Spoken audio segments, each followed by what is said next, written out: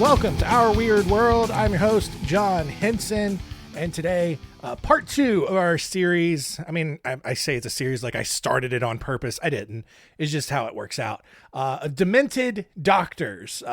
Part 1 is back on episode number 55, way back in, I guess it would have been year 2, the third episode of year 2. I don't know why I care. 3 stories today of bad doctors / nurses. I think one of them was technically a nurse, not a doctor, but you get it. You get the theme. The theme is medical professionals that you're supposed to trust, who are supposed to take care of you, and then they didn't do that. So we're looking at the stories of Donald Harvey, Charles Cullen, and our first story will be of John Bodkin Adams.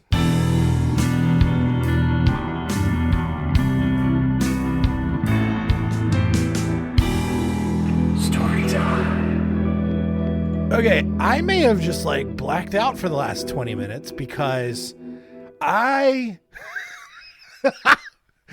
just been sitting here.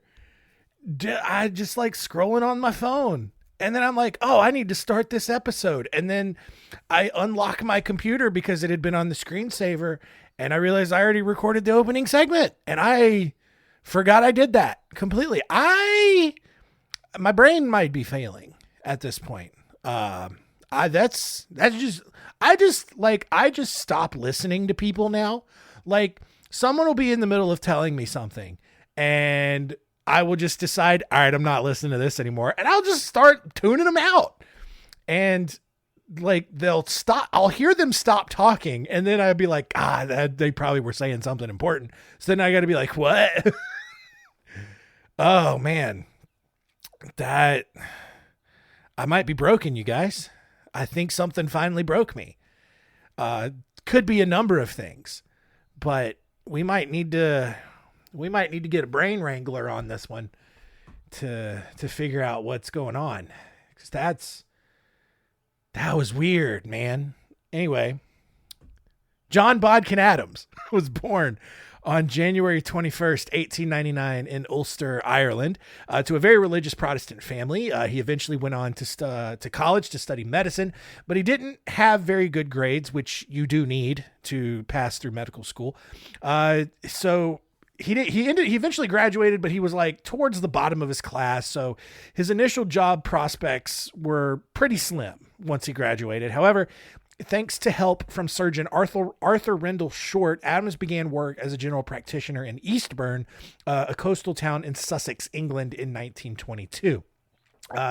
Adams quickly gained a reputation for his unconventional methods of practicing medicine, mainly because those methods often resulted in his patients dying, which, again, isn't entirely surprising coming from someone who barely passed medical school in the first place. Regardless, things seemed to go well for Adams. In 1935, he inherited nearly $10,000 from Mathilda Whitten, who had died under his care. Whitten's relatives contested the will, but the decision was upheld anyway. And that they should have contested it because that's weird. If you have a family member and they, for some reason, left their estate to their caring doctor, that should raise some red flags for you because that probably is not what actually happened. In 1941, Adams earned his certificate in anesthetics and began working at the local hospital one day each week.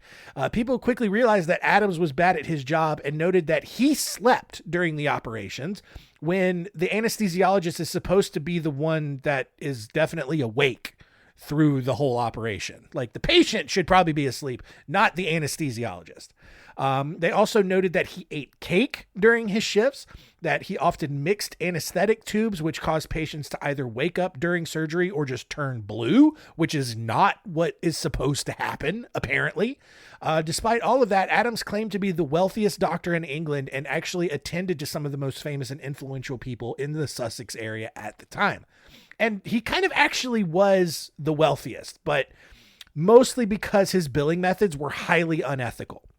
Because what he would do is he would charge his patients for their medical needs he didn't. He rarely charged. And he explained that the reason that he did that is that if he sent an invoice, he would be taxed on that invoice. So his workaround was that he basically convinced people that if they just left him some money in their wills, he would then be able to receive all of that money tax-free. And so because most of his patients were on the brink of death anyway, they were really just looking for comfort care, they happily let him do that. They put him in, their will. However, on July 23rd, 1956, Eastbourne police were contacted about the death of Gertrude Hullett, who was under the care of Adams when she died.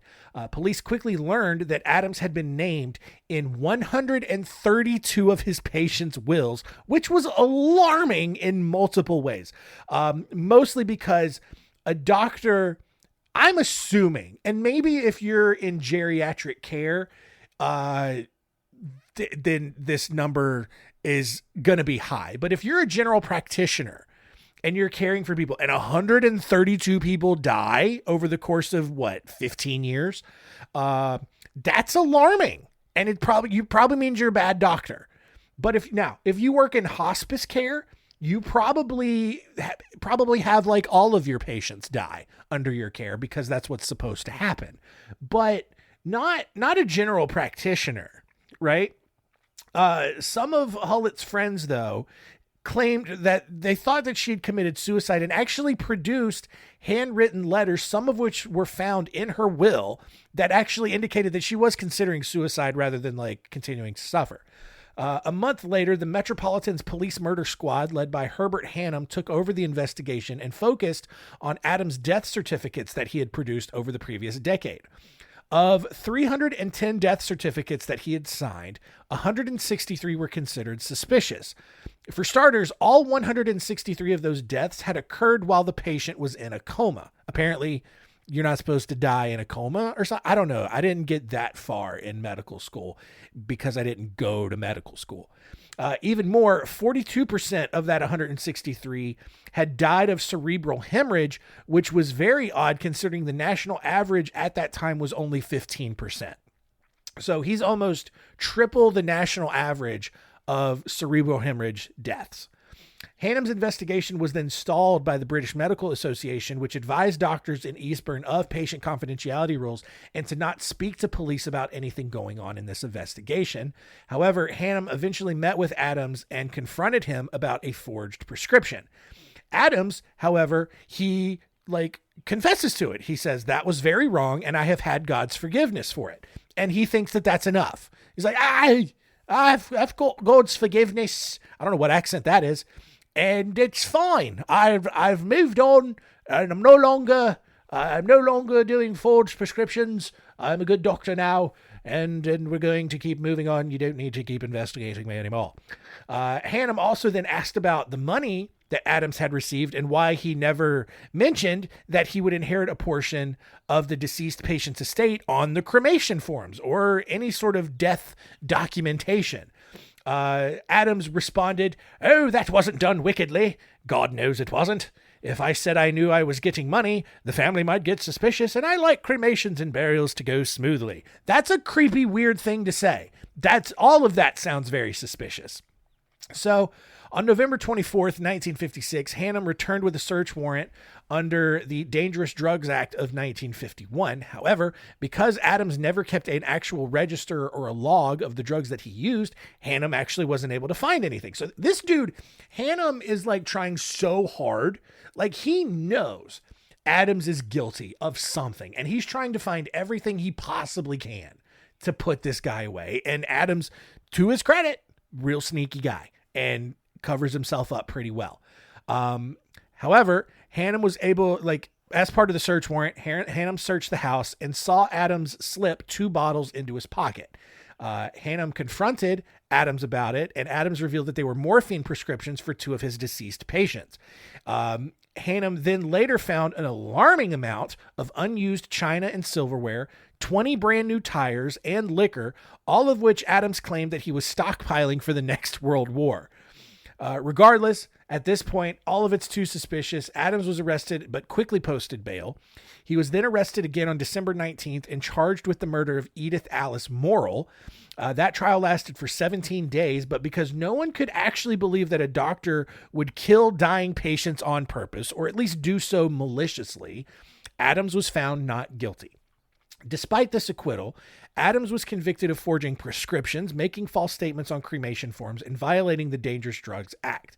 He was fined over $3,000 and had his license revoked. And after receiving nearly $13,000 to tell his life story, Adams disappeared from the public eye for a while.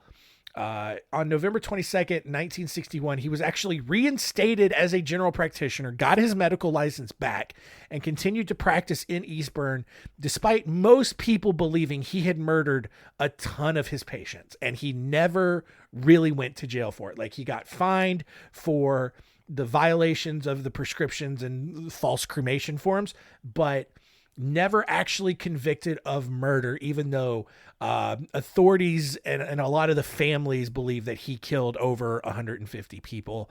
He actually ended up dying after falling and fracturing his hip on July 4th, 1983. Our next story here is of Donald Harvey, who was born on April 15th, 1952, near Cincinnati, Ohio. Although he dropped out of school after the 8th grade, he found a job as an orderly at the Marymount Hospital in London, Kentucky in 1970.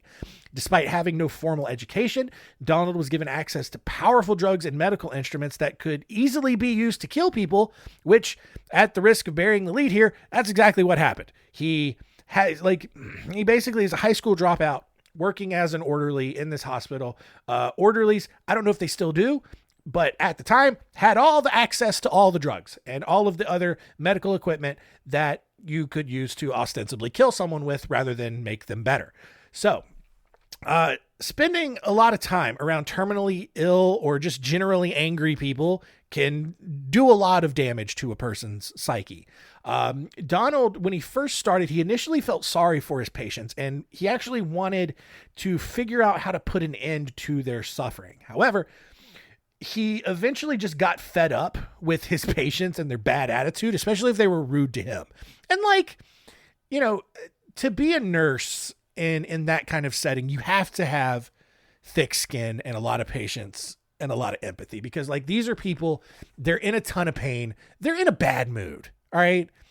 They don't just if I'm dying, I can't match the same bubbly energy of some nurse coming, "Hey, how are we feeling today?" I'm dying. What do you think? I feel terrible. My body hurts. I feel like I'm lying on a bed of nails all the time because my nervous system is shutting down because I have polio or something. I don't know. So Donald, he hates all of his patients. And for the 10 months that he worked at Marymount before moving back to Cincinnati, Donald actually killed 12 people. He primarily used arsenic and cyanide, which up until now, you probably didn't realize was readily available in a hospital. Why? Why do hospitals have arsenic and cyanide just lying around? I don't know. When the poison wasn't convenient or he couldn't get his hands on any, he also just would turn off ventilators or overdose people on insulin or morphine. He would inject fluid tainted with hepatitis or HIV. He also enjoyed sticking coat hangers inside of catheters. No. All right. That's where I get off the bus here. I'm a catheter in and of itself got to be pretty painful. I've never had one, and I'm going to request doctors kill me in the event that I get to that point where I need one. Because I can't imagine the pain of someone shoving a tube up my wiener hole. That sounds terrible, and I would rather just die. I'm ready to get off the ship at that point in the game. I'm done. Because how they always say, "Oh, you're going to feel a little pinch." No, it's not a little pinch. All right. You're violating a person and it hurts. And I don't know. I mean, what are you going to do differently? How is it also, hang on. How is it that all of these other medical advancements have happened and we can't get a better pain-free catheter system going? We can do surgery with lasers now, non-invasive surgeries to repair whatever surgeries repair. But you still got to get a tube shoved up your pee hole and there's no easier and pain-free way to do that. Come on. What are we doing here? Right? Same thing with like prostate exams. Why is that the only thing? Why is a finger up your bum the only way to check for that? You know, like at least with colonoscopies now you can just poop in a box and send it off. It's not great. It's not great, but it's an improvement. But God, so anyway, that's my rant for the day. The point is Donald Harvey, terrible person, sticking coat hangers inside catheters. Ouch. But Donald didn't just restrict himself to his patients. When he began suspecting that his boyfriend, Carl Howler, was cheating on him, Donald then poisoned him by lacing his food with arsenic. He also poisoned 2 of his neighbors by lacing fluids with hepatitis and arsenic, which is crazy how, like, I'm honestly surprised more people don't do this. Like, how many unhinged, psychotic people would, I mean, I guess it does take a lot to go through nursing school and medical school and all of that. And by then, you know, like you probably, if you're going to commit to it, you're probably going to be a good person for the most part. But like, God, I'm surprised like there's not more nurses out there who just like snap and just start killing all of the patients. Cause you can do that so easily, but you don't. And that's good for you, is the point I'm trying to make here. In March 1987, one of Donald's patients in Cincinnati, John Powell, died after spending months on life support following a motorcycle accident. And when the autopsy revealed an unnatural level of cyanide in his system, police began investigating everyone who had worked in the hospital.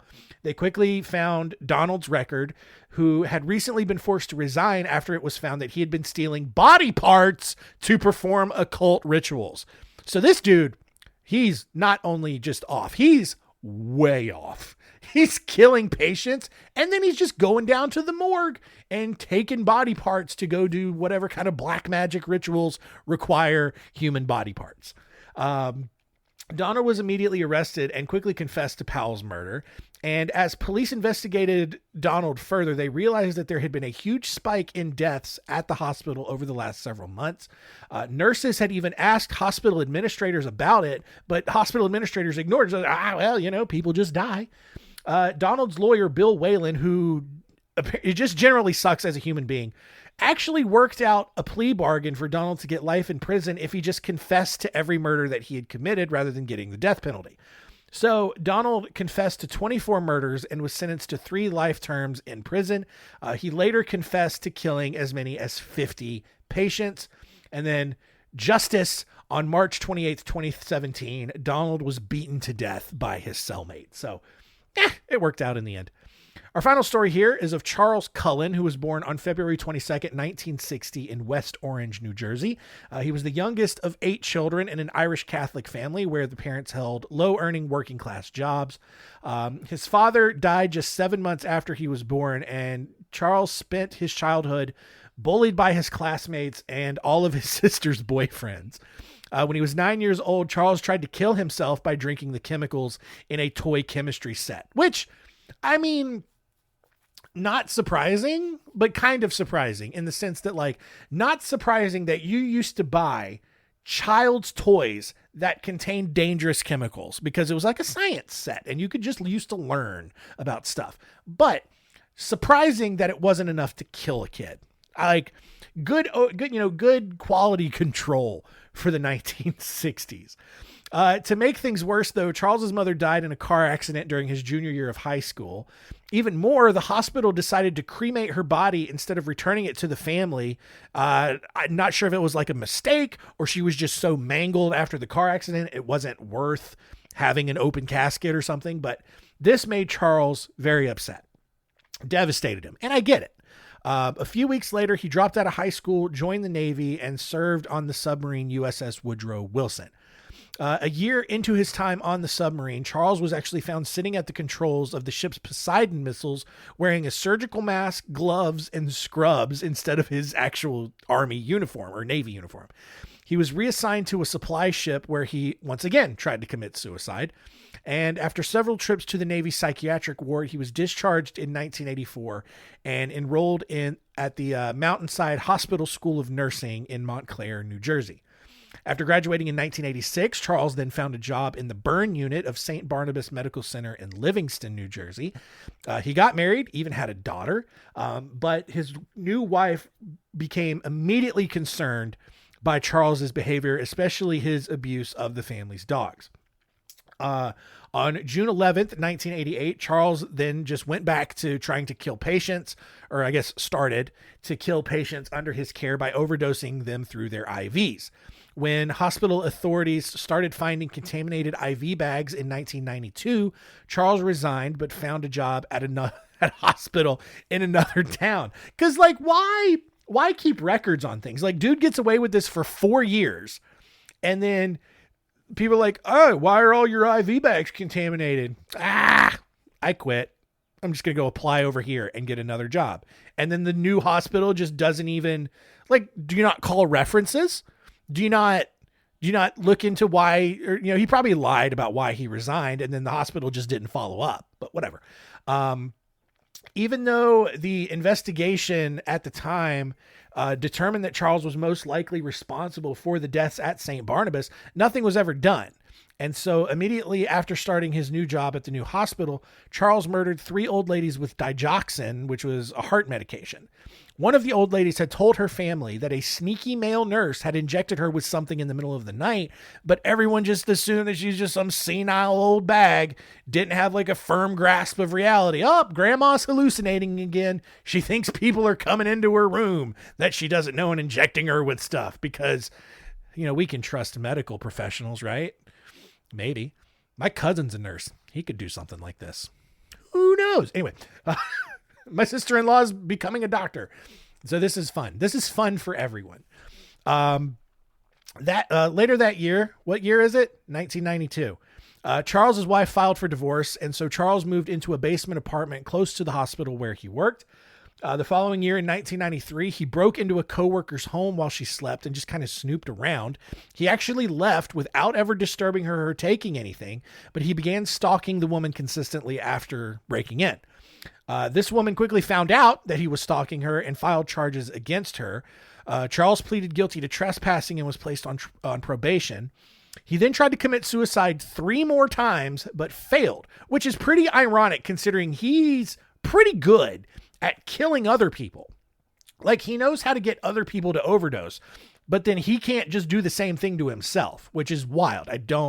Probably because he didn't really want to kill himself. He's like hesitating. So I don't know. After killing a 91-year-old cancer patient, Charles was transferred to the intensive care unit at a hospital in Flemington, New Jersey in 1993. He went 2 years there without murdering anyone, but then killed 5 more patients starting in 1996. He was transferred to a hospital in Morristown, but was fired soon after for poor performance, i.e. not really taking care of his patients. In 1998, after several months of unemployment, Charles began work at a rehabilitation center for people with respiratory issues. Despite his long history of mental instability and poor nursing skills, this dude still kept finding jobs because there was just a nationwide shortage of nurses. So, it's like, do we just let all of these people suffer, or do we at least get people who know what they're doing but might kill them anyway? It's a hard decision, I guess, you got to make. After giving patients medications at unscheduled times and taking an armful of syringes into a patient's room, Charles was fired again. That patient somehow received a broken arm in whatever kind of attack that look, a nurse walks in with an armful of syringes. They're just falling out of his arms as he comes in the door. I'm going to resist too. I get it. And so maybe Charles went in to try to kill this guy or this patient and somehow broke his arm in the struggle, but survived. Anyway, it's crazy. Later that year in 1998, Charles found a job in Pennsylvania where he murdered another patient. In 1999, he got a job in the burn unit at Lehigh Valley Hospital in Allentown, Pennsylvania. After killing a patient there, he moved to St. Luke's Hospital in Bethlehem, where he killed 5 patients over the next 3 years. In 2000, Charles tried to kill himself again by lighting a charcoal grill in his bathtub in hopes that he would die from carbon monoxide poisoning. Although he was admitted to a psychiatric facility, he went home the next day. Meanwhile, a coworker found drugs in a trash can and got curious since the drugs weren't of much value outside of the hospital. Which I don't know what the protocol is there, but all of that was very suspicious to this other hospital worker. And after an investigation linked Charles to that medication in the trash, he decided to resign. In 2002, Charles moved back to New Jersey and got a job in the critical care unit at Somerset Medical Center. He even found himself a new girlfriend, but even though he had a new job, he got a new girlfriend, his depression got worse, as if that was even possible. Over the next year and a half, he used that depression to fuel himself to kill at least 13 more patients. By June 2003, people at Somerset Medical Center began figuring out what was going on, right? They saw that Charles was accessing patient records, even patients that he wasn't assigned to, and found out that he was requesting medications that his own patients hadn't even been prescribed, which is not how a nurse is supposed to do things. Although an investigation indicated that there was an employee who was killing patients, no one decided to contact authorities about it until October, and by then, Charles had killed 5 more patients. When another patient died that October, hospital authorities finally alerted police.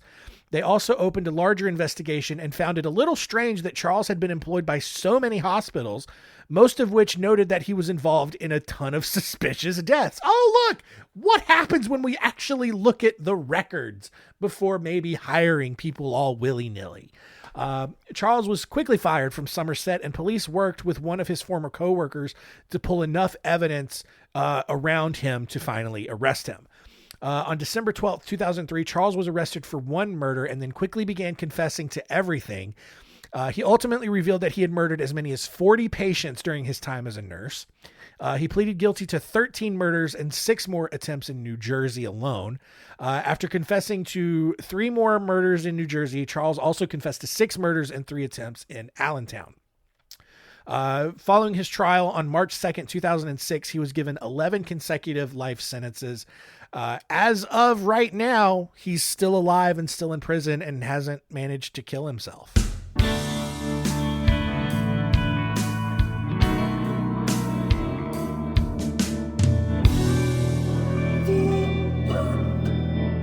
All right, Demented Doctors, Part 2 in the books. I mean, doctors being a loose term here. I think, I realized, 2 of them were, nurses. So, whatever, you get it. It's the alliteration. That's the most important part. Not that they weren't actually doctors. They're medical professionals. Why am I defending myself? Let's see what we learned today.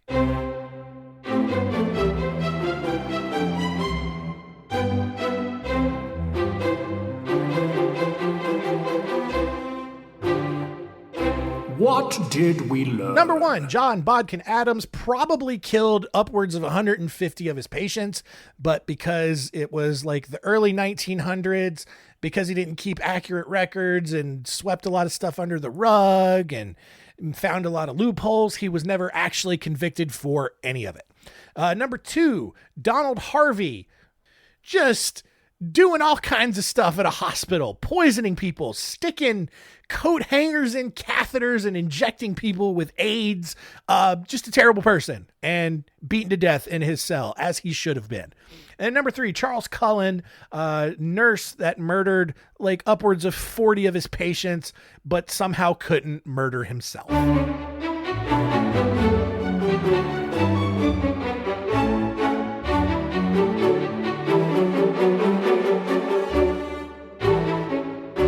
Next week on Our Weird World, got a couple of abduction stories for you, a couple of famous abductions from history. We're looking at the stories of Patty Hearst and Brian Wells. Brian Wells, may not remember the name, but you may have seen the Netflix documentary that came out about this story. Happened, I think, in the early 2000s. Just a wild abduction crime thingy that happened. Anyway, it's a wild story. And then Patty Hearst, you may have heard it in passing, but we'll dive into the bigger story around everything that happened there. So come back next week for that, and that'll do it Thanks so much for listening. Keep telling all your friends and keep it weird.